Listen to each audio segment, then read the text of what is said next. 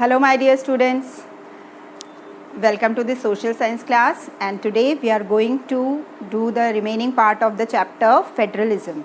Federalism के हम पहले 2 वीडियोस कर चुके हैं. This is the third video and in this video we are going to study the topic how federalism is practiced in India. We have studied that in India we are following the federal system of government. In spite of this कि federation word जो है वो हमारी constitution में mentioned नहीं है, but the principles that we are following in the division of powers between the central government and state government, they are the principles of federalism. ये हम पहले वाले वीडियो में कर चुके हैं. We have discussed all the जो features है फेडरलिज्म के, how they are followed in a country. Okay, अब हम ये इस टॉपिक पर आते हैं कि कैसे हम इंडिया में फेडरलिज्म को प्रैक्टिस कर पाए हैं. व्हाट हैपेंड कि जब इंडिया इंडिपेंडेंट हुआ था 1947 में, then the map of India, you can see the map of India in the book at the time of independence. उस समय के मैप में और आज के मैप में there is a vast difference. उस समय पर क्या था, जो स्टेट्स आज वेल डिफाइंड हैं, जो स्टेट्स आप 28 स्टेट्स की बाउंड्रीज आज देखते हैं अपने इंडिया के मैप में, it was not like that in at that time.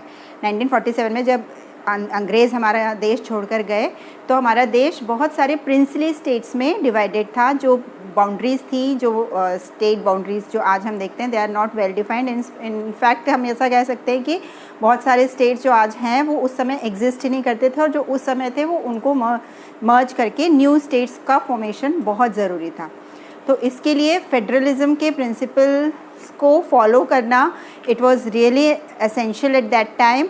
और जो ड्राफ्टर्स थे हमारे कॉन्स्टिट्यूशन के, उन्होंने ये एट रैंडम नहीं किया कि हाँ बस जैसे इंडिपेंडेंस हुआ फटाफट स्टेट्स को फोर्स करके उनको प्रिंसली स्टेट्स को मर्ज कर दिया जाए. They were not in a hurry. They wanted to take precautions for merging the states, जिससे कि आगे चल के डिसइंटीग्रेशन नहीं हो सोसाइटी का.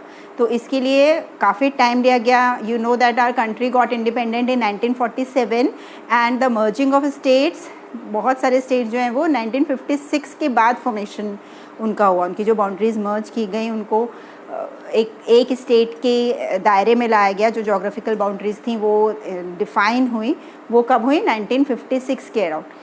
तो दिस वाज द टाइम. इतना टाइम लिया political leaders because they were very foresighted and they were very flexible in that कि हमें किस तरह से क्या पॉलिसीज़ फ्रेम करनी है और किस तरह से स्टेट्स की मर्जिंग करनी है. ठीक है, because federalism is such a thing कि उसको हमारी कंट्री में बहुत सारी डाइवर्सिटीज़ हैं. That the political leaders new from the beginning that सभी डाइवर्सिटीज़ को एक ही कंट्री के अंदर अगर हमें रखना है तो हमें फेडरलिज्म का सहारा लेना पड़ेगा. फेडरेशन के फॉर्म में हमें स्टेट्स को मर्ज करना पड़ेगा. ठीक है, तो जो फेडरेशन आइडियल्स क्या हैं फेडरलिज्म के, कि respect for diversity and desire for living together, इन दोनों को ध्यान में रख के ही स्टेट्स की मर्जिंग की गई. बहुत इम्पॉर्टेंट है कि जो डाइवर्सिटी है उसको रिस्पेक्ट किया जाए, और जो डिफरेंट डाइवर्स रीजन्स हैं they should have a desire to live together. ठीक है, ये हम पहले भी लास्ट वीडियोज़ में कर चुके हैं कि आइडियल्स ऑफ फेडरलिज्म को फॉलो करना वॉज वेरी एसेंशियल. तो हमने ये कैसे किया, हमारे नेताओं ने कैसे किया, अर्ली जो गवर्नमेंट्स थी उन्होंने कैसे किया. सबसे इम्पॉर्टेंट है इसमें formation of linguistic states. Linguistic word is taken from the word language, language से रिलेटेड है. That means the states way formed on the basis of language. ठीक है, स्टेट्स का जो मर्जर किया गया वो किस बेसिस पर था, लैंग्वेज के आधार पर. ठीक है, फॉर्मेशन हुआ लिंग्विस्टिक स्टेट्स का. States were created on the basis of language. ठीक है, क्योंकि उनका क्या टारगेट था, they were of the belief that the people who speak one language should live in one state. इस लार्जर पर्सपेक्टिव को ध्यान में रखते हुए उन्होंने मर्जिंग कैसे किया, मर्जिंग कैसे हुई कि that the people speaking one language should live in one state. इसके आधार पर, लैंग्वेज के आधार पर स्टेट्स का फॉर्मेशन हुआ. जो कि आज आप खुद ही आप इमेजिन करो that in Rajasthan, broadly Rajasthani लोग जो हैं वो एक लैंग्वेज बोलते हैं, आंध्र प्रदेश के लोग तेलुगु लैंग्वेज बोलते हैं, कन्नड़ जो हैं वो कर्नाटका के लोग कन्नड़ लैंग्वेज बोलते हैं, तमिलनाडु के लोग तमिल लैंग्वेज बोलते हैं, पंजाब के लोग पंजाबी लैंग्वेज बोलते हैं, दैट मीन्स बंगाल के लोग बंगाली बोलते हैं, उड़ीसा के उड़िया बोलते हैं. तो these are the different languages that we are having, और उसके आधार पर स्टेट्स को मर्ज किया गया, उनकी बाउंड्रीज बनाई गई. ठीक है. और इसके अलावा जो एक और बेसिस था स्टेट्स का फॉर्मेशन का, वो था they were some states were formed not on the basis of language but on the basis of their ethnicity, culture and geography. कुछ states की ethnicity को, उनके culture को preserve करना was very important and their geography was altogether different from their neighboring states. ठीक है. तो उसको ध्यान में रखते हुए क्योंकि उनकी ज्योग्राफी अलग है तो उनको उन स्टेट्स के साथ मर्ज नहीं किया जा सकता था, and therefore these states were formed on the basis of not on the basis of language but on the basis of their ethnicity, on the basis of their culture और on the basis of their geography. And examples of such states are Nagaland, Jharkhand and Uttarakhand. These states were formed on this basis. ठीक है. Then what are the other things, some जो कुछ जब ये formations हो रहे थे तो बहुत सारे लोगों के मन में एप्रीहेंशंस थे, they were very apprehensive about this, that means they are having a fear in their mind that if the states were formed on the basis of language तो ऐसा ना हो कि आगे चल के ये डिसइंटीग्रेशन को कॉज करे, यानी लोग जो है वो आपस में डिवाइडेड हो जाएं कि हाँ हम तो ये लैंग्वेज बोलते हैं तो we are different from these people. तो उनको ये बहुत डर था, they were very apprehensive about this that it will lead to disintegration of the country. But later on this fear was proved wrong. जब ये पॉलिसी अप्लाई हो गई, बहुत सारे स्टेट्स मर्ज होके बाउंड्रीज जो है वो मर्ज होकर डिफरेंट स्टेट्स बन गए, प्रिंसली स्टेट्स मर्ज होकर, तो फिर आगे चल के क्या देखने को मिला कि ये लैंग्वेज के बेसिस पर जो स्टेट फॉर्मेशन हुआ था, it actually brought the people of our country together, it actually united the people. ठीक है, समझ में आ रहा है. And the administration became very easier because of this merging of states. ठीक है, जो ये वेल डिफाइंड बाउंड्रीज है इसकी वजह से एडमिनिस्ट्रेशन स्टेट्स का ईजी हो गया और it actually united the people in spite of separating them. उनको डिसइंटीग्रेट नहीं किया, हमारी कंट्री डिसइंटीग्रेटेड नहीं हुई. जो fortunately we are very fortunate कि जो ये पॉलिसी थी it united our country in a single unit. ठीक है. Next is the language policy. Language policy is also a very important part of our federalism. Language policy में क्या है that in our country as we know बहुत सारी languages हैं, बहुत सारी डाइवर्सिटी है लैंग्वेजेस की. ठीक है, अभी हम आगे पढ़ेंगे लिंग्विस्टिक डाइवर्सिटी का एक छोटा टॉपिक है हमारे कोर्स में. तो इतनी सारी लैंग्वेजेस होने की वजह से किसी एक लैंग्वेज को प्रायोरिटी देना it will become very judgmental at that time. अगर लोग जो हमारे कॉन्स्टिट्यूशन ड्राफ्टर्स हैं उन्होंने किसी एक लैंग्वेज को नेशनल लैंग्वेज का दर्जा दिया होता तो it may have caused disunity among the people or dissatisfaction among the people. तो इसलिए क्या किया गया, Hindi was made the official language at that time but it was not given the status of national language. हमारे देश में किसी भी लैंग्वेज को नेशनल लैंग्वेज का स्टेटस कॉन्स्टिट्यूशनली नहीं है. ठीक है, Hindi is a mother tongue, हम कह सकते हैं हमारी मदर टंग है हमारी कंट्री की, बिकॉज 40% ऑफ द पीपल 40 और इन द लेटेस्ट जो सेंसस है उसके अकॉर्डिंग 44% जो लोग हैं वो हिंदी स्पीकिंग है. दैट मीन्स कि बहुत सारी पॉपुलेशन जो है वो हिंदी बोलती है. तो Hindi is a major language in our country but still it is not given the status of national language. बतौर इसको क्या बनाया गया, एक ऑफिशियल लैंग्वेज बनाया गया. ठीक है, जिससे कि लोगों में डिससेटिस्फैक्शन और especially in the among the people who are non Hindi speaking, like the people of the south, Bengal में, उड़ीसा में, यहाँ पर नॉन हिंदी स्पीकिंग लोग हैं. तो इनको ऐसा डिससेटिस्फैक्शन ना हो कि हमारी लैंग्वेज को सेकेंडरी रखा गया और हिंदी को प्रायोरिटाइज किया गया. तो therefore this language was given the status of official language but it was not made the national language. और क्या किया गया साथ में कि 1965 तक this was made a policy that English will also continue as the official language of our country. English को भी official language as an official language use करेंगे बट उसके लिए एक बाउंडेशन, एक टाइम लिमिट डिसाइड कर दिया गया that it will continue up to 1965, क्योंकि इतना बड़ा टाइम, बहुत बड़ा टाइम है हिंदी को आगे प्रमोट करने के लिए.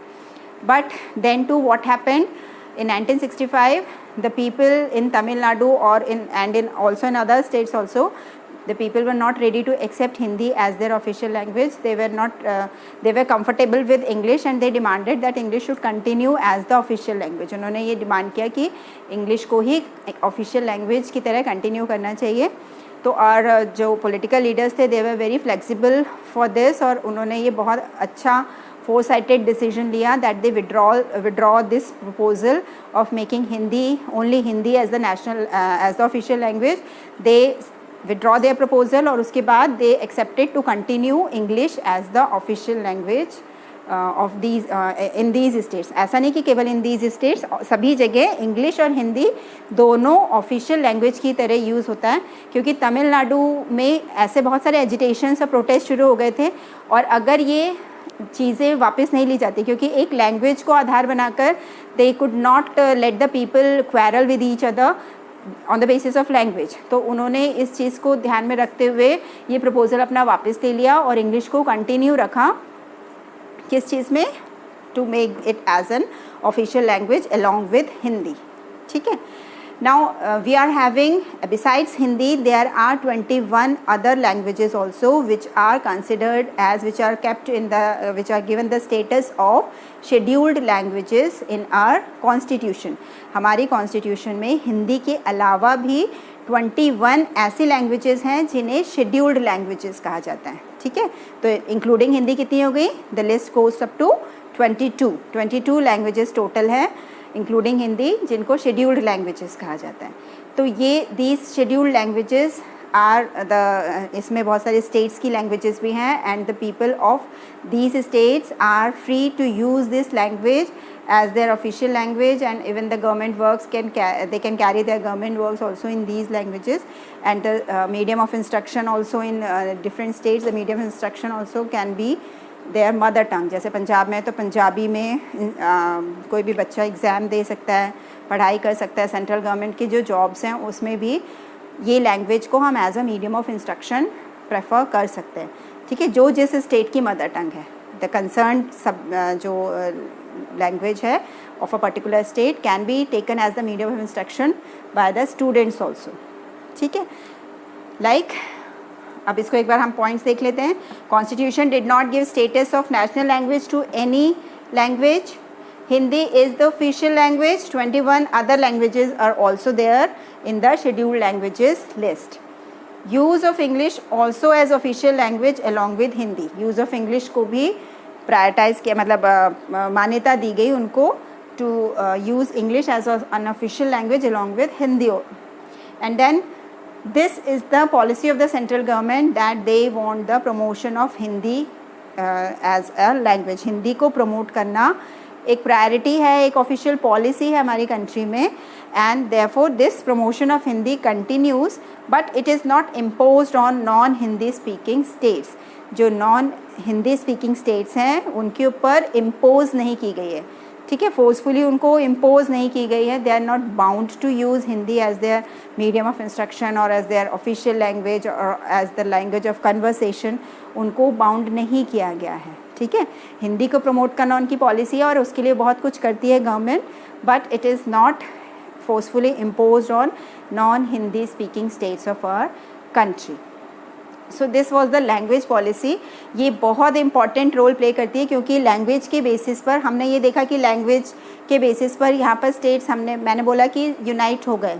इतने सारे स्टेट्स थे, इतने सारे अलग अलग तरह के डाइवर्स लोग थे, उनको जब लैंग्वेजेस के बेस पर अलग अलग स्टेट्स में बांट दिया गया तो it actually united our country. तो यही चीज़ अगर लैंग्वेज पॉलिसी अडॉप्ट नहीं की जाती, गवर्नमेंट जो है वो लैंग्वेज हिंदी को इम्पोज करती नॉन हिंदी स्पीकिंग स्टेट्स के ऊपर, तो it would have divided our country. ठीक है. People would not be satisfied, तो सेटिस्फाइड नहीं होंगे तो दे कैन डिमांड एनीथिंग. वो लैंग्वेज के बेस पर अपना अलग कंट्री बनाने की मांग कर सकते थे. तो इस लैंग्वेज पॉलिसी ने actually it also make our country a united one, और डाइवर्सिटी में हम यूनिटी ढूंढ कर ला सकते हैं. ठीक है. एक और चीज़ इसमें, एक छोटा सा टॉपिक हमें और पढ़ना है, and that is linguistic diversity. That is given in your book, linguistic diversity. और इसको हम लेटेस्ट डेटा के साथ पढ़ेंगे. कुछ बुक्स में पुराने डेटा दिया हुआ है, 2001 सेंसस का, but we will study the data of 2011 census. Linguistic diversity मतलब लैंग्वेज के बेस पर हमारी कंट्री में कहाँ तक डाइवर्सिटी है. According to 2011 census there are total 1300 distinct languages. हमारे देश में अराउंड 1300 डिस्टिंक्ट लैंग्वेजेस बोली जाती हैं. ठीक है, और इनमें से बहुत सारी लैंग्वेजेस को एक बड़े मेजर ग्रुप के अंडर में रखा जाता है. Like languages like Bhojpuri, this Chhattisgarhi, Rajasthani, Bundelkhandi, these languages are kept in the major group Hindi. That means 1300 distinct languages को भी मर्ज करके मेजर ग्रुप्स बनाए गए हैं. And still these major groups are 121 in number. That means 1300 languages को ग्रुप करके कम किया गया तो भी कितने ग्रुप्स आ रहे हैं, 121. तो यू कैन सी कि हमारी कंट्री में कितनी सारी लैंग्वेजेस बोली जाती है. 1300 तो पूरे कंट्री में है ही लैंग्वेजेस. उसके अलावा अगर हम इनको ग्रुपिंग भी कर देते हैं मेजर ग्रुप्स में तो 121 मेजर ग्रुप्स बनते हैं. ठीक है, तो इन 121 लैंग्वेजेस में से 22 लैंग्वेजेस को कॉन्स्टिट्यूशन में शेड्यूल्ड लैंग्वेजेस का स्टेटस मिला हुआ है. ठीक है, they have been given the status of scheduled languages in the constitution. So this data you have to study. And इसके ऊपर एक शॉर्ट नोट आ सकता है 3 मार्क्स का कि linguistic right a short note on linguistic diversity of a country. और इस तरह से आ सकता है कि throw some light on the linguistic diversity of a country, कि हमारी जो कंट्री में लिंग्विस्टिक डाइवर्सिटीज़ हैं उसका लेटेस्ट डेटा के साथ आप लिंग्विस्टिक डाइवर्सिटी के ऊपर लाइट थ्रो कीजिए या उसके ऊपर प्रकाश डालिए. इस तरह का 3 मार्क्स का क्वेश्चन आ सकता है. ठीक है, now we come to the third part of this topic and that is centre state relations. Centre और स्टेट के रिलेशंस कैसे फेडरलिज्म को सपोर्ट करते हैं या उसको नहीं सपोर्ट करते हैं. ठीक है, इसको हम 2 कैटेगरीज में पढ़ेंगे, बिफोर 1990 एंड आफ्टर 1990. ये 2 चीज़ें ग्रुपिंग क्यों की गई हैं, क्योंकि there is a difference between the centre state relationships before 1990 and centre state relationships after 1990. Before 1990 what was the scenario in the political scenario. हमारी कंट्री में ऐसा था दैट द सेंट्रल गवर्नमेंट बहुत साल तक एक ही पार्टी की सेंट्रल गवर्नमेंट मेजॉरिटी में बनती थी. And the states also use to have lots of states have the same party government in their states also. ठीक है, बहुत सारी स्टेट गवर्नमेंट भी उसी पार्टी को बिलोंग करती थी. दैट मीन्स जिस पार्टी की सरकार सेंट्रल में है वही उसी पार्टी की सरकार स्टेट में है. तो what used to happen at that time, the state government do not have that autonomous power in their hands, क्योंकि जब सेंट्रल गवर्नमेंट वही उसी पार्टी के है तो मेजर डिसीजंस जो हैं वो सेंट्रल गवर्नमेंट ही ले लेती है स्टेट गवर्नमेंट के बिहाफ पर, क्योंकि स्टेट गवर्नमेंट उसको अपोज नहीं करेगी क्योंकि दोनों सेम पार्टी गवर्नमेंट हैं. Their policies are same, their agendas are same and they do not have the courage और they do not have the power to speak against the their own party. तो इसलिए उस समय state government उनकी policies को oppose नहीं करती हैं और हम ये कह सकते हैं कि दे do not have much autonomous power in their hands. लेकिन अगर स्टेट गवर्नमेंट अलग पार्टी की है, सपोज सेंटर में कुछ दूसरी पार्टी गवर्नमेंट है और सेंट्रल स्टेट में कोई दूसरी पार्टी गवर्नमेंट है, then what will happen if there are some clashes or conflicts between the state government and the central government will try to subdue these clashes. उनको किसी न किसी तरह से दबाने की कोशिश करेगी and otherwise it can use its misuse its powers, constitutional powers, and they can dismiss the government. ठीक है, आर्टिकल 356 है कॉन्स्टिट्यूशन में, उसके आधार पर जो सेंटर में जो गवर्नमेंट होती है वो स्टेट गवर्नमेंट को on the grounds of these कि they are not running the government properly or they are not following the constitution properly, तो उसके आधार पर उनको dismiss कर सकती है. If the governor gives this complaint to the president कि यहाँ पर वर्क जो है वो ठीक से नहीं हो रहा है, जो गवर्नमेंट है वो अनकॉन्स्टिट्यूशनल हो गई है या अनकॉन्स्टिट्यूशनली वर्क कर रही है, then the central government always have the power to dismiss the state government. तो अगर स्टेट गवर्नमेंट दूसरी पार्टी की होती है तो सेंट्रल गवर्नमेंट अपनी पावर का मिसयूज़ करके स्टेट गवर्नमेंट को डिसमिस कर सकती है।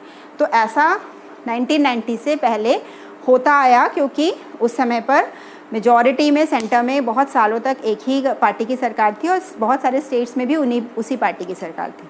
But the scenario changed after 1990। 1990 के बाद क्या हुआ, जो रीजनल पार्टीज़ थी, जो स्टेट की अपनी पार्टीज़ थी, उनका जो स्टेटस था, उनका जो स्तर था वो बढ़ गया। They had more power, they had more support of the people, और इसकी वजह से they started winning more seats in the Lok Sabha elections. ठीक है, तो इसकी वजह से क्या हो गया, उनका स्टेटस बढ़ गया, लोग उनको ज़्यादा वोट देने लगे। देयरफॉर ये एरा आया एक कोअलिशन गवर्नमेंट का, क्योंकि किसी भी पार्टी को मेजॉरिटी नहीं मिल रही है जनरल इलेक्शंस में। ठीक है, यू आर गेटिंग मी, कि अगर एक पार्टी पूरी बहुमत नहीं ला पा रही है केंद्र की सरकार के लिए, तो क्या होगा, बहुत सारी पार्टीज़ को जुड़कर गवर्नमेंट बनानी पड़ेगी। ठीक है, क्योंकि एक पार्टी को मेजॉरिटी नहीं मिली है।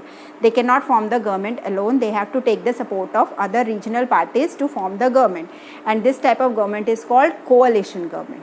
ठीक है, संधि की सरकार, हिंदी में क्या कहते हैं इसे, संधि की सरकार। संधि की सरकार मतलब ऐसी सरकार जिसमें एक पार्टी पूरी तरह से सरकार बनाने के लायक नहीं है या उसके पास उतनी सीटें नहीं हैं, and therefore they will take the help of what, they will take the help of other regional parties, they will take the support of other regional parties, and they can form the government only when they take the support of other parties. ठीक है, बहुत सारी parties, ज़रूरी नहीं है बहुत सारी, 2 या 3 या 4 ऐसे भी पार्टीज़ मिलकर कोअलिशन गवर्नमेंट बना सकती है। ठीक है, कोअलिशन का मतलब क्या है, संधि, दो लोगों का, दो पार्टीज़ का, दो या दो से ज़्यादा पार्टीज़ का जुड़ना।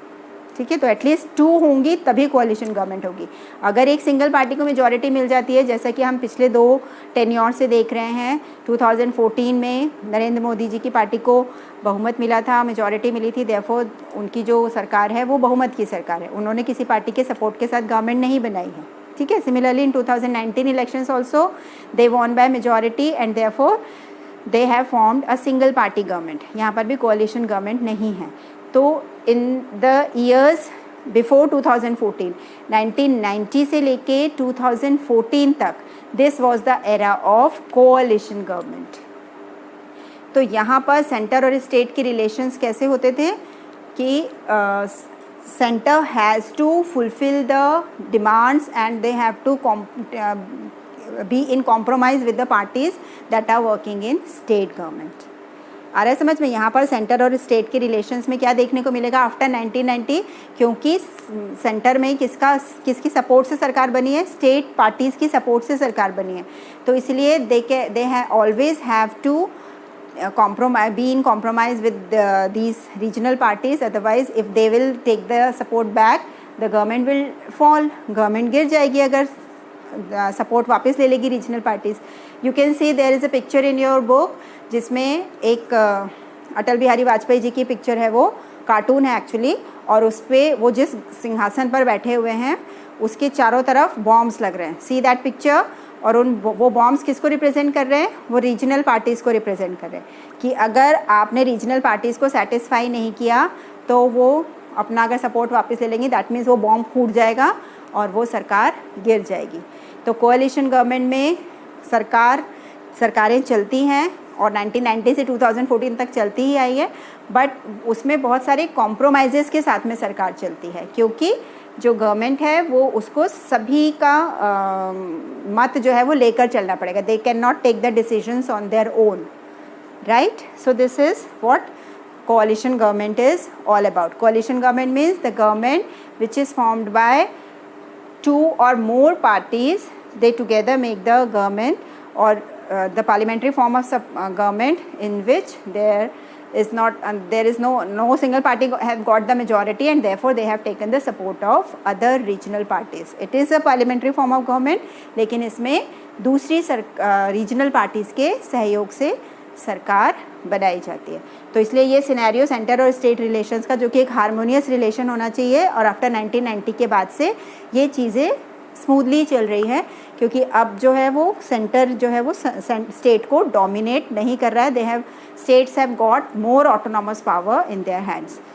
बिफोर 1990, 1947 से लेकर 1990 तक सेंटर जो था वो डोमिनेट करता था स्टेट को, but now the scenario has changed, क्योंकि अब रीजनल पार्टीज़ बहुत ज़्यादा हाईलाइटेड हैं, बहुत उनके पास लोकल सपोर्ट उनके पास बहुत ज़्यादा है। तो therefore they will not accept the domination of the centre. आ रहा है समझ में? अब वो सेंटर का डोमिनेशन नहीं सहेंगे। तो this was how federalism was practised in our country. Linguistic policy जो हमने पढ़ा था, लिंग्विस्टिक स्टेट्स का फॉर्मेशन हुआ। लैंग्वेज पॉलिसी में टाइप कितनी लैंग्वेजेस हैं, ऑफिशियल लैंग्वेज कौन कौन सी है, और ये हमारा जो लिंग्विस्टिक डाइवर्सिटी का डेटा है that you have to keep in mind. इसके बाद centre state relations, always describe the centre state relations in 2 categories, before 1990 and after 1990, and there can be a question on coalition government. 1 mark का question आ सकता है कि कोalition government क्या है। तो इसमें आपको सिर्फ उसकी डेफिनेशन लिखनी है कि when no single party gets the majority, the government is formed with the support of 2 or more regional parties, and this type of government is called coalition government. So I hope you have understood this topic well, and we'll continue with the last topic of this chapter in the next video. Thank you.